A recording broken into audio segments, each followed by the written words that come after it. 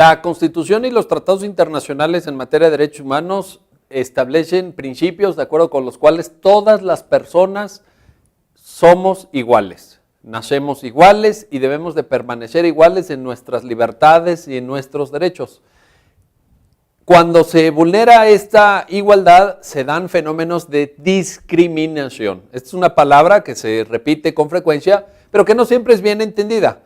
¿Qué es la discriminación? La discriminación tiene tres elementos fundamentales. Primero, toda discriminación es un trato diferente entre dos o más personas. Siempre se requiere, para que se dé un acto discriminatorio, que se trate de manera distinta a dos o más personas. Este es el primer elemento. En segundo lugar, este trato diferente debe de estar injustificado o ser arbitrario. Por ejemplo, desde luego que un profesor le puede poner diferentes calificaciones a sus alumnos. Eso no es una discriminación. Hay alumnos que tienen una calificación de 10, la máxima, otros que tienen 8, otros que tienen 6, otros que estarán reprobados. Y esto no supone una discriminación, siempre y cuando esté justificado el trato diferente que el profesor le da a sus alumnos, o el trato diferente que la ley fiscal nos da a los contribuyentes cuando señala que quienes ganan más van a pagar más impuestos. Este trato diferente puede tener justificación, puede estar justificado por distintas razones. Por tanto, la segunda característica para que se dé un acto discriminatorio es que el trato diferente no esté justificado.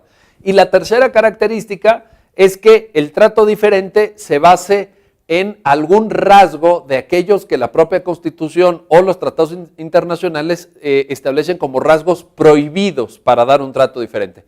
¿Cuáles son? Bueno, por ejemplo, el género. No se puede tratar diferente a quienes pertenecen al género masculino de quienes pertenecen al género femenino. No se puede decir, por ejemplo, las mujeres van a pagar menos IVA o las mujeres van a tener en la clase 2 puntos más solo por ser mujeres, porque eso sería un trato discriminatorio.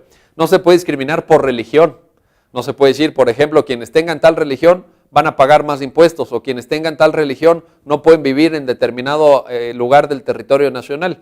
No se puede tomar tampoco como criterio para diferenciar entre las personas a la condición social, por ejemplo, la pobreza, la mayor o menor pobreza, que digan, las personas que ganen menos de 5 salarios mínimos no tienen libertad de tránsito. Las personas que ganen menos de 3 salarios mínimos se les puede torturar.